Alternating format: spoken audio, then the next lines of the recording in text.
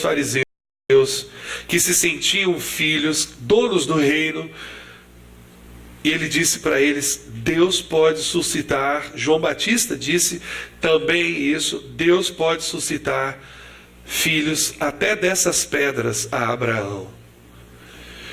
Então, a minha palavra nessa noite para a igreja é que nós precisamos compreender o que é a igreja e o papel da igreja nesse tempo.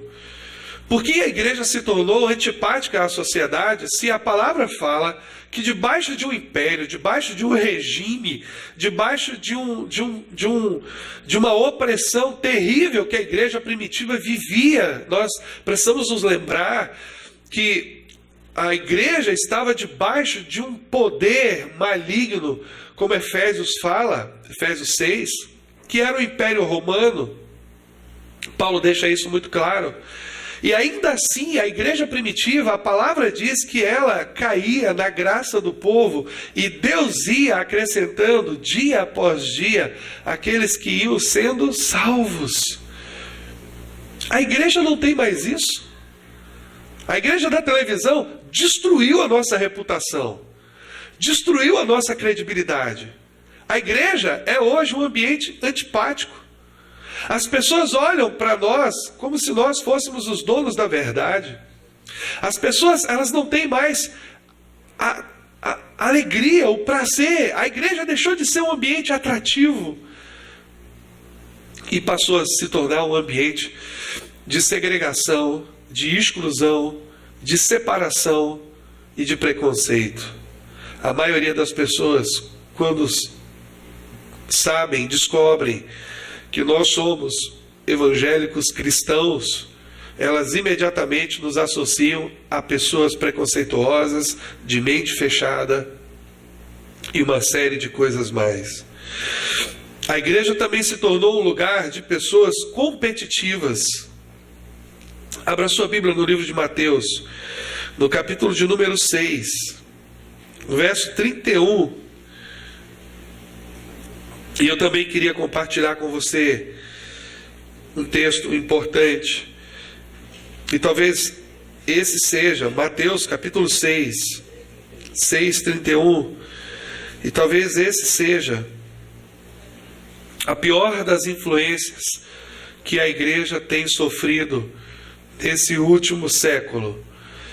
E nós precisamos reavaliar a igreja, a nossa vida. Quando eu falo da igreja, eu não estou falando de uma instituição, eu estou falando de um organismo vivo, de pessoas que se reúnem e que pensam e que têm uma capacidade de absorver a verdade de Deus e traduzir essa verdade de Deus para o coração das pessoas. E nós estamos perdendo essa capacidade de ser a voz de Deus para um mundo perdido. Nós estamos nos igualando ao mundo, e isso é um perigo muito grande, porque nós corremos o risco de perder a capacidade de falar ao coração das pessoas, de sermos usados por Deus. Em Mateus 6:31, Jesus está dizendo para os discípulos, ele não está falando para os fariseus, ele não está falando aqui para os descrentes, ele está falando para pessoas que estão andando com ele dia após dia.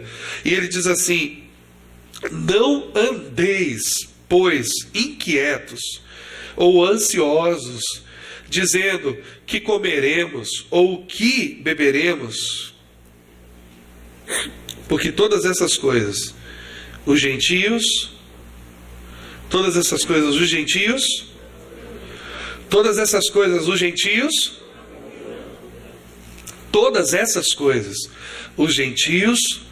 procuram. Eu vou repetir de novo. Não andeis, pois, inquietos, dizendo que comeremos ou o que beberemos, ou com o que nos vestiremos, porque todas essas coisas os gentios procuram. Sabe o que é mais tremendo nesse texto? É o versículo seguinte. Ele diz assim: de certo, o vosso Pai Celestial sabe que necessitais de todas estas coisas. Versículo 32. De certo, vosso Pai Celestial sabe que necessitais de todas essas coisas. Que coisas? Do que o Senhor Jesus está falando?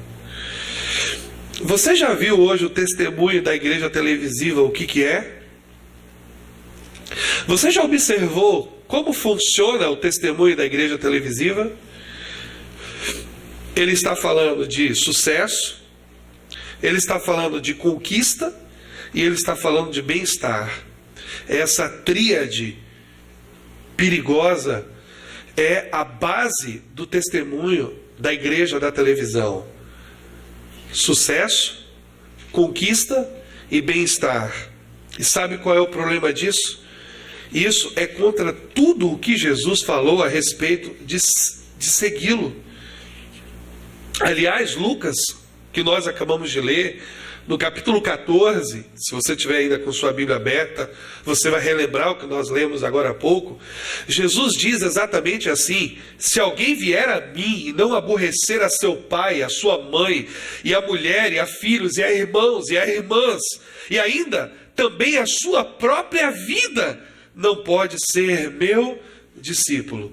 E qualquer que não levar a sua cruz e não vier após mim, não pode ser meu discípulo. E ele diz lá no versículo 33, assim pois, qualquer de vós que não renunciar a tudo quanto tem, não pode ser meu discípulo. Mas o discurso da igreja televisiva é exatamente o contrário do discurso de Jesus.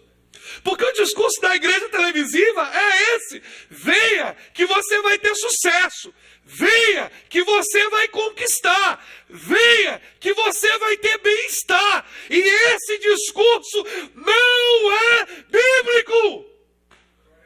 Esse discurso não é bíblico.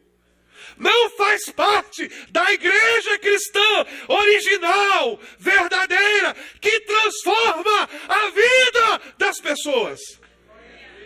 Eu estou gritando para que você possa ouvir bem.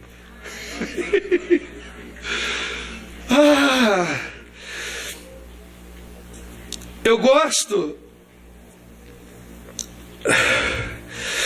Antes eu queria falar sobre uma compreensão errada sobre riqueza, porque esse discurso coloca a igreja no mesmo patamar dos gentios, que estão buscando essas coisas. Jesus está dizendo que os gentios, eles estão preocupados com o que vão comer, com o que vão beber, com o que vão se vestir. Todas essas coisas os gentios procuram. E a pregação do Evangelho hoje se resumiu a isso, aquilo que os gentios procuram. E essa, em nome de Jesus, não é a pregação legítima do Evangelho.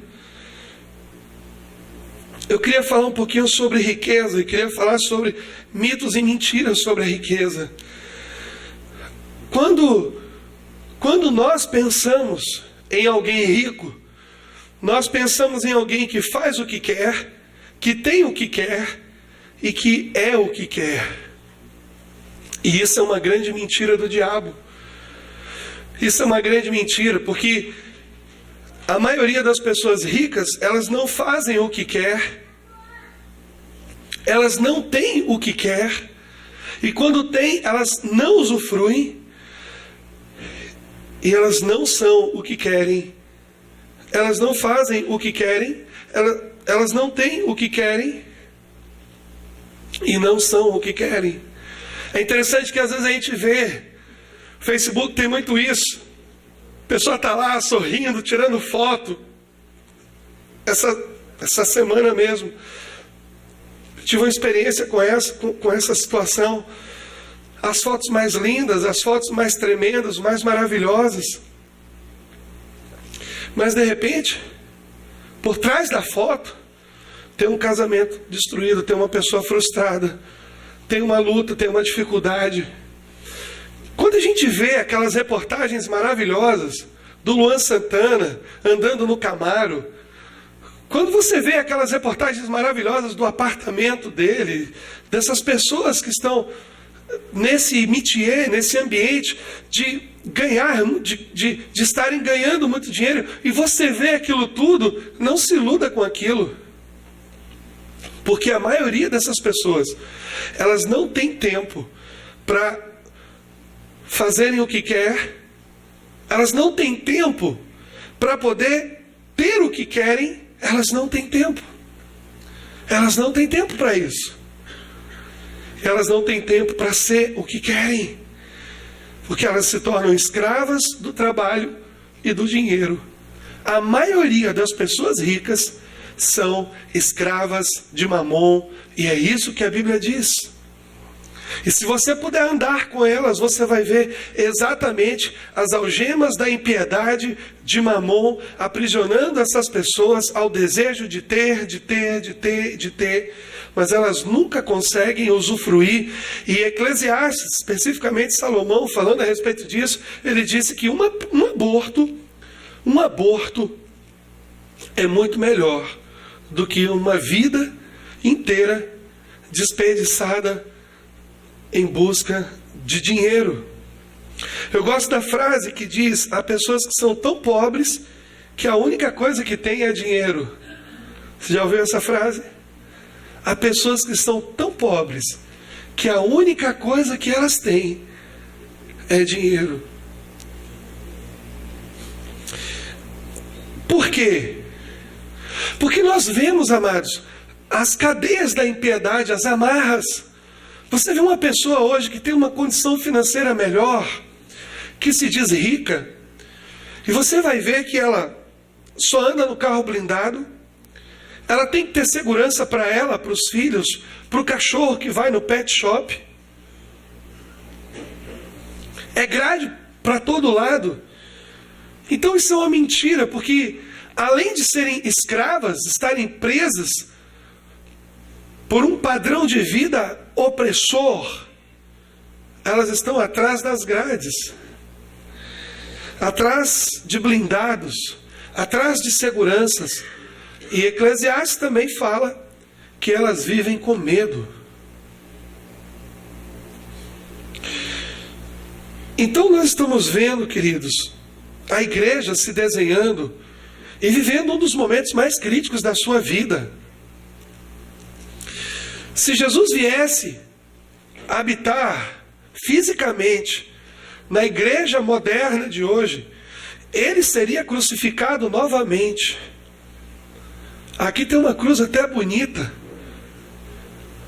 Talvez nós o pregaríamos aqui, furaríamos aqui porque o discurso de Jesus não é um discurso agradável.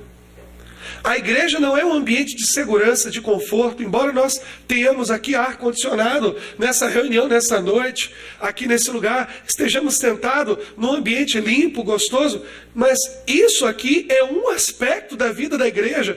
A igreja, ela funciona durante a semana inteira, nos bairros, no escritório, na borracharia, no banco, no trabalho, na rua, no correio. A igreja, amados, não está presa a essas quatro paredes. A igreja está rodando, está funcionando. A igreja é um organismo vivo e que a Bíblia diz que as portas do inferno não prevalecerão contra ela. Essa reunião aqui nessa noite não define o poder, a potencialidade que essa igreja tem para transformar, para quebrar as amarras de Satanás na vida das pessoas. Essa reunião aqui é um momento da igreja, mas a igreja não está aqui presa a esse lugar. A igreja está funcionando nessa cidade. A igreja foi estabelecida por Deus nessa cidade para fazer com que a luz de Cristo brilhe, para fazer com que a graça de Deus invada os guetos, invada os becos, invada os rincões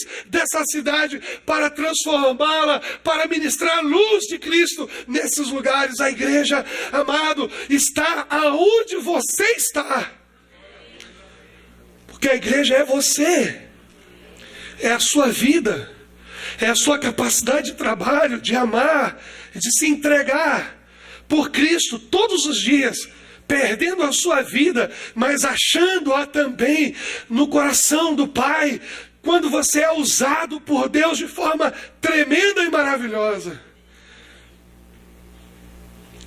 Você certamente já ouviu falar do isolamento monástico. E o que é isso? Debaixo de uma definição inicial, nós podemos dizer que o conceito de monasticismo vem do grego monachos, que significa uma pessoa solitária, alguém que se isola. É a prática de abdicação, de isolamento dos objetivos comuns dos homens em prol da prática religiosa.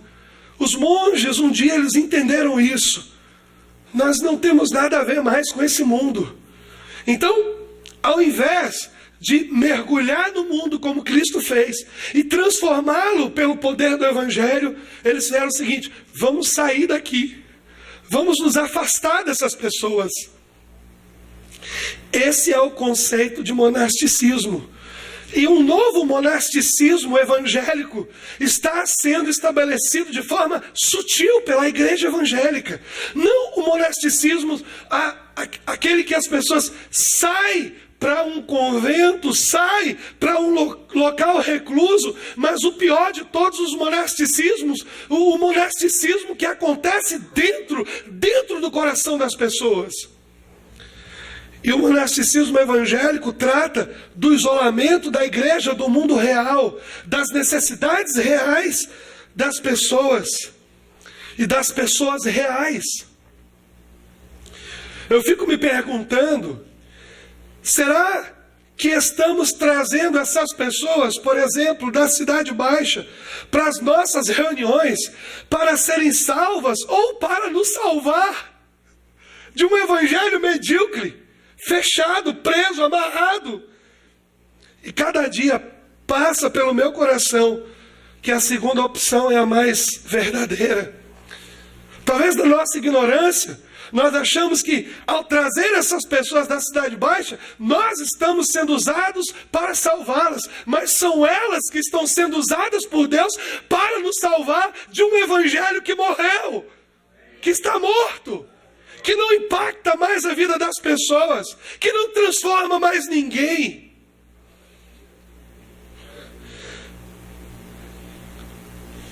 Eu tenho lido esse livro do Shane Claiborne. Ele foi um discípulo de Madre Teresa de Calcutá. Eu queria ler um pedacinho desse texto para vocês. O perigo da segurança.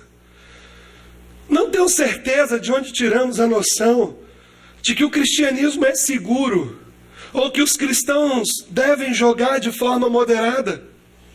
Antes eu pensava que os cristãos eram bons cidadãos de bem, mas quando eu conheci a Jesus, parece que em mais confusão eu me meti. Soren Kierkegaard disse assim: querer admirar Jesus em vez de segui-lo não é uma invenção de pessoas más. Não, é uma invenção daqueles que desejam se manter afastados e sem compromissos, a uma distância segura de Jesus. Alguns cristãos correm tão pouco riscos que não é de se espantar que algumas pessoas tenham dificuldade em acreditar que o céu existe. Alguns de nós temos tanto medo de morrer que parece que ninguém acredita mais de verdade na ressurreição. Às vezes as pessoas me perguntam se tenho medo de viver no centro da cidade, que são os lugares mais violentos aonde ele mora, o autor desse livro. Em geral respondo: tenho mais medo dos bairros de classe média. As escrituras dizem que devemos temer não aquelas coisas que destroem o corpo, mas sim as que destroem a alma. Embora os guetos tenham, de fato, os seus índices de violência e crime, os bairros são o lar de forças demoníacas mais sutis, como dormência, complacência, conforto, e são essas coisas que podem destruir as nossas almas. Minha querida mãe, que Deus a abençoe, tem algumas coisas a dizer sobre segurança. Repito, sou seu filho único, então, para ela, há tudo a perder. Quando ela me viu ser preso e viajar para o Iraque, com a mão de Deus claramente em tudo isso, minha mãe aprendeu muito a respeito de fé, segurança e riscos. Não foi fácil, mas recentemente ela me disse: passei a entender que nós, cristãos, não fomos chamados para ficar seguros, mas temos a promessa de que Deus estará conosco quando estivermos em perigo. E não há lugar melhor para estar do que nas mãos de Deus. Talvez o lugar mais perigoso para um cristão estar é na segurança e no conforto. Shane Claiborne, A Revolução Irresistível, Gente Comum, Vida Radical. O texto que nós acabamos de ler diz que a festa é para todos. Quando nós abrimos a nossa Bíblia hoje, em Lucas,